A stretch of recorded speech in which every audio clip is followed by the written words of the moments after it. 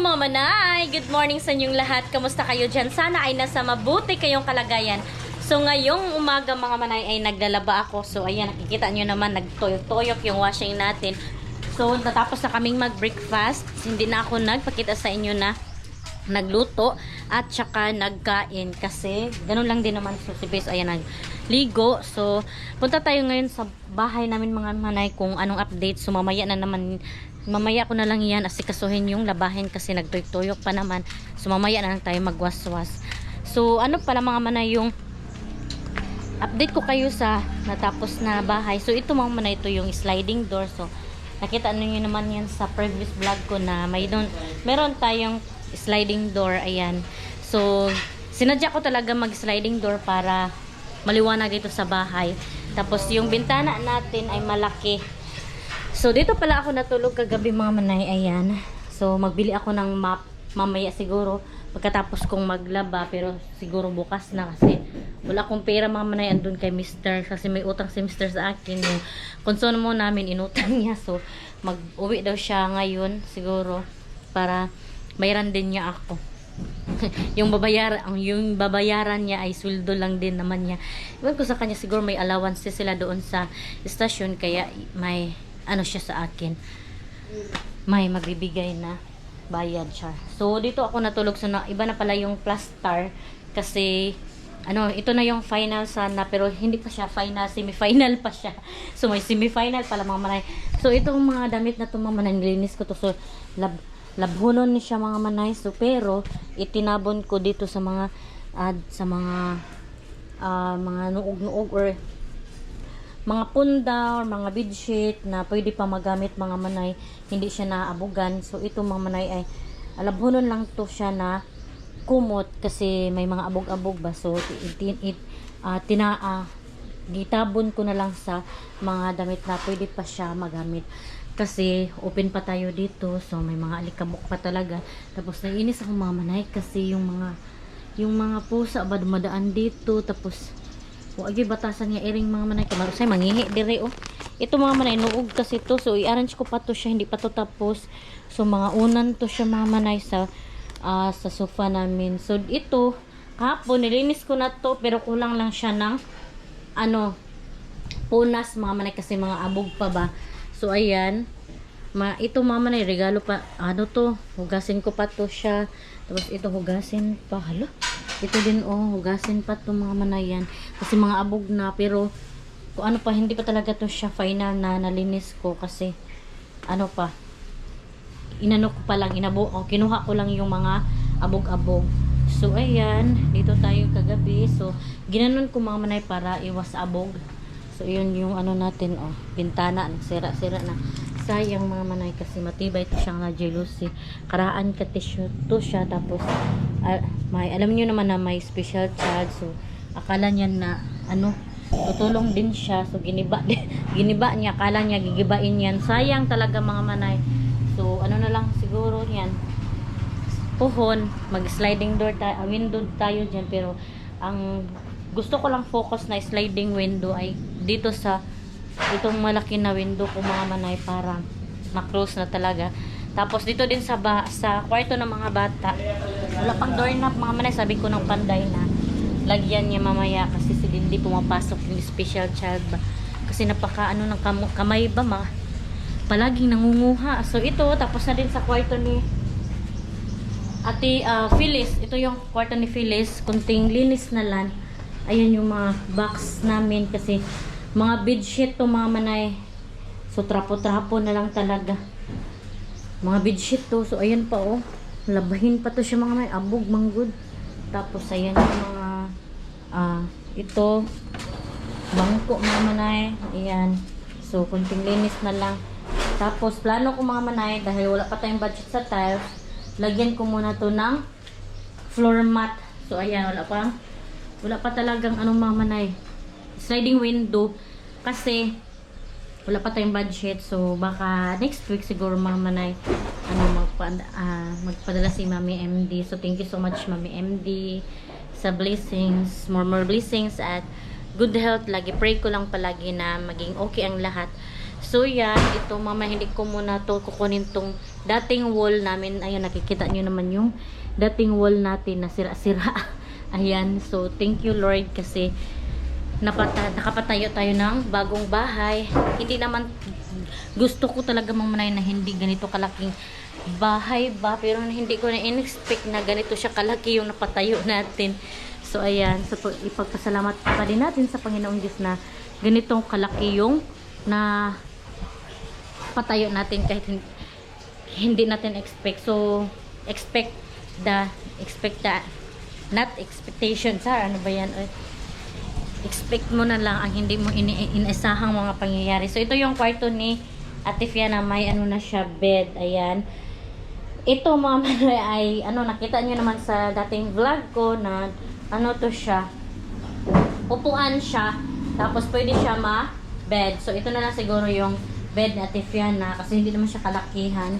Pwede na siya dito. Tapos ayan, kunting linis na lang mga manay ay ma-okay na to siya. Sa floor mat pa din yung ano natin, isahig kasi wala pa tayong budget sa taas. Importante mga manay yung sliding window talaga mga manay, napakamahal talaga ng window, pero thanks God kasi may mga blessings na dumadating. So mabudgetan din natin yan someday. So dito ayan, nakita nyo na to dito.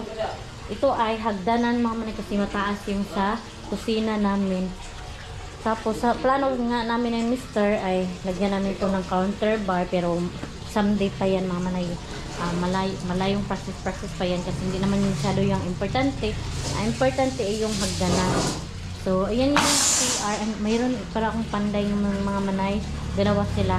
So yung CR natin, tingnan natin. So ito ay laboratory ko to mga manay, pero hindi pa siya malagyan ng sink.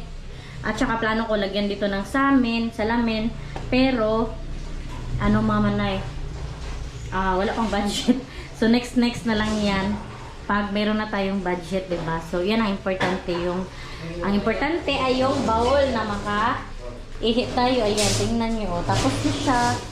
Ayan, napakalakas ng tubig mga manay. O diba? Tapos ito yung gusto ko talaga mga manay, yung tingnan mo, diba? Pang ano sa puwit. Tapos ito mga temporary lang to.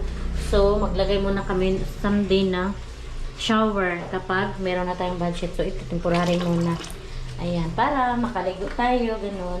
So wala pang tiles dito mga manay kasi wala pang budget. So someday na lang sa susunod na henerasyon kapag may pera na ulit. Importante ay yung bahay maipatayo at saka may window at saka may sliding door para ma-close na talaga at wala nang makapasok ba. So yan, at saka itong ano natin,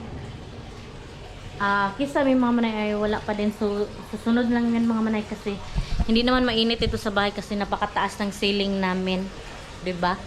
So at saka yung kuryente mga manay ay susunod na lang pupunta daw yung punta dito. Susunod na lang na araw nila sila pupunta kapag wala ng panday, para walang makadisturbo at makaano talaga sila, makabuylog kuan sa kuryente. So ayan, dahan-dahan na yung matatapos yung bahay namin muna. Ayan, ginawa na ng finishing yung namin sa kusina. So dito mamanay kahit nagtinga na yung pera natin mga manay, plano ko talaga lagyan to mga manay, simento nila. Motor? Di? Ano daw? Saldi mo siguro na. Katanggal sa tayo. Ay, katum ning kuan.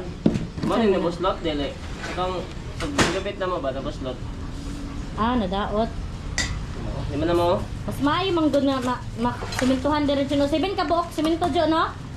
Ya taman si Binan eh. Man taman. Tapos yan dito? Ayaw na diri ra. Dili na sa. Dara ay na palapos na basta importante masimento ni diri Ayan, Sibin. Lagi kailangan kay tan-awon ay magagi-agi ra bata diri. Okay, para hapsay ang pananaw, bahalag. Wala pang mama na finishing dito at saka dyan kasi matibay na mat.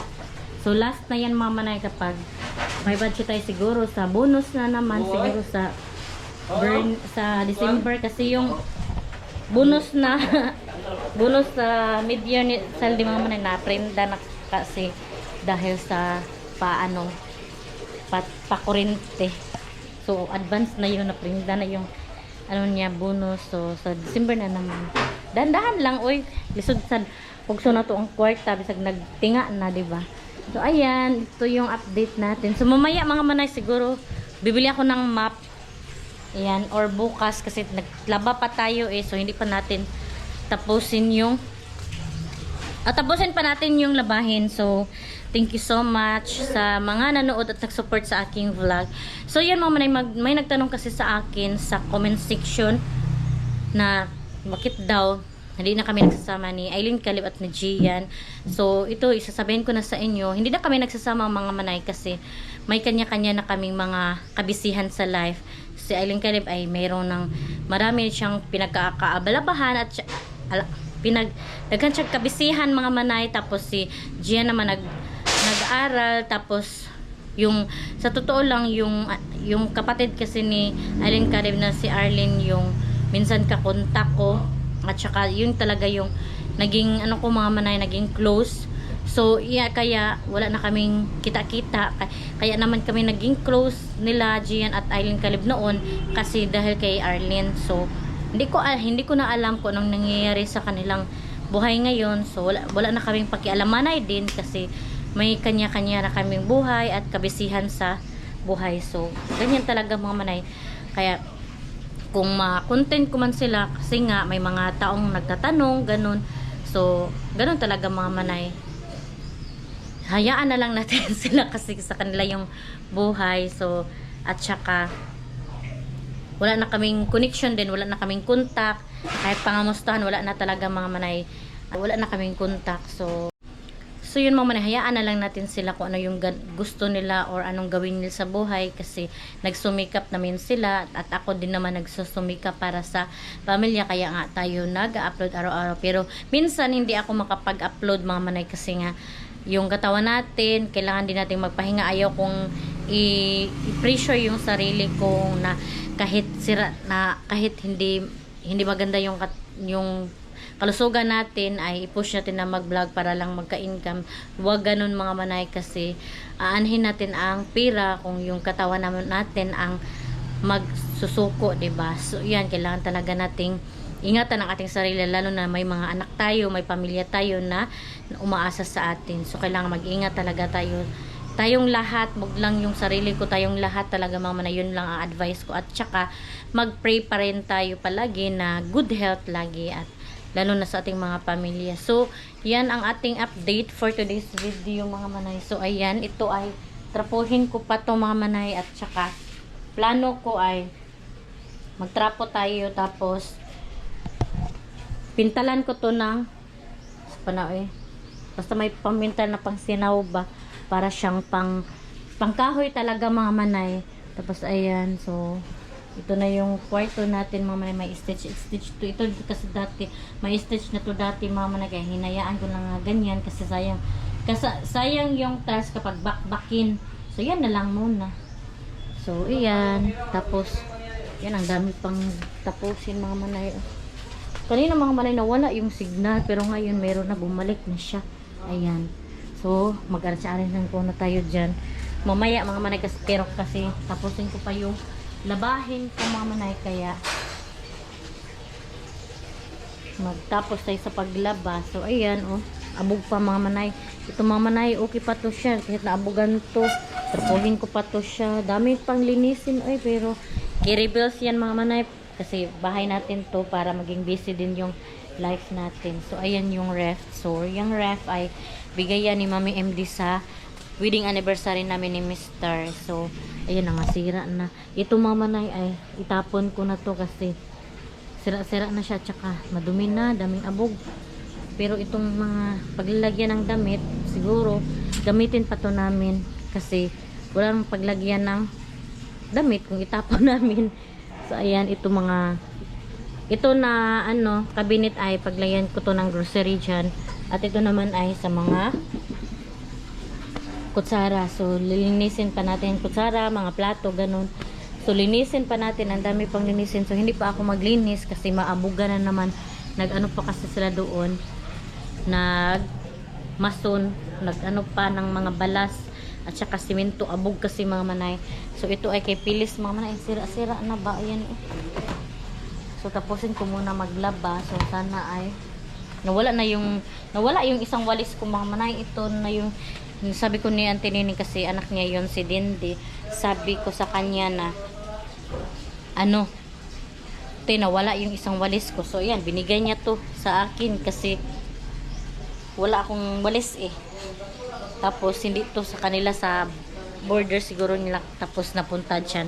Kasi si Dindi napaka galaw ng kamay mga manay ka ng pilabtunon ba. Tapos tinatago niya. So yan ang ating update. So yung mga cladding kinuha na doon para maging malinis dito. Ayan. So lagyan natin yung dito door. Char. So magpalit ako ng semento. Yan na. Hapon. Moabot na ba akong sink? Ano sa to? Ikaw ba? Basta magpaabot naman. Oh, so gamaon na tayo magipaabot? Da na po. Dapat mo trabaho niya? Oo, napampita trabaho na diri. Ginuganag ba naman po. Tong tiles dito. Arin sa din no. Wala na may balikan dito no. Oh, lagi para maka-arrange tayo. Ay kanang sa tabang. Ano ba na ba diha? Oh, wala pang po diha no. Napay bangag. Ginagmay na lang. Meron pa dahil dito mama na ayan. Kunting na lang siya. Finish para matapos talaga. Kunti na lang man po. So lang talaga dayon, maglinis-linis din ta dito. Tapos ang mga gamit sa ubos jo nga ibutang diri sa taas akong ipakuan ha, ipataas. Ang ref, diri naman ako sa taas. No, sa taas ibutang ang ref. Taas siguro no. Kay diri man ako na para dali ra magkuha ba og kanang sudan. Dira ra siguro. Diri magluto. Dira ra gud. Pampoy ko ni mala lababo. Ha? Pampoy pa ana demo. O gani. Hindi mo na dinilisan mo dito sa ref. Ang ref? Apo dira dire. Steady na yung job. Gani diha na lang gani. Ako niya rich na yun. O gani. Top na mo. Dugay pa man ng countertop na saldi. Dire gani dire. So dito ko ilagay ang ref mga manay kasi dito naman yung kusina para pag magluto-luto ay ready na magkuha ng mga ulam ganun. So dito ang ref. Hala dapat sa maibot ah. Tapos yung hindi malagyan diyan. Okay? Meron kasi akong mga manay yung paglalagyan ng mga groceries. So siguro ito mga manay. Ito siya. Dito dyan ko na lang ilagay. Tapos itong mga sofa, pakilid-kilid. Tapos TV dyan. O diba maayos na mga manay. Excited na ako talaga. Para matapos na tong mga bahay. So sliding na lang talaga yung problema ko mga manay. Sabi ni Mami MD na pag uwi na si Mr. ay magplano na kami na magpasukod ng sliding door at saka sliding window. So yan ang ating update for today's video mga manay. So thank you so much sa inyong panood. Pasensya na kayo kung dito pa din yung update natin at hindi tayo naglabas-labas kasi nga super busy dito sa bahay. And thank you so much sa inyong pag-support sa akin, lalo na sa mga subscriber ko na parating nanood, lalo na si Nolene, si Cindy, si Ostong TV, si Ate Grace Palma, si Ate Virginia, si Ate Maria, si Ate Emily, si Ate Maricho, at shout out sa inyong lahat. So thank you so much sa inyong panonood.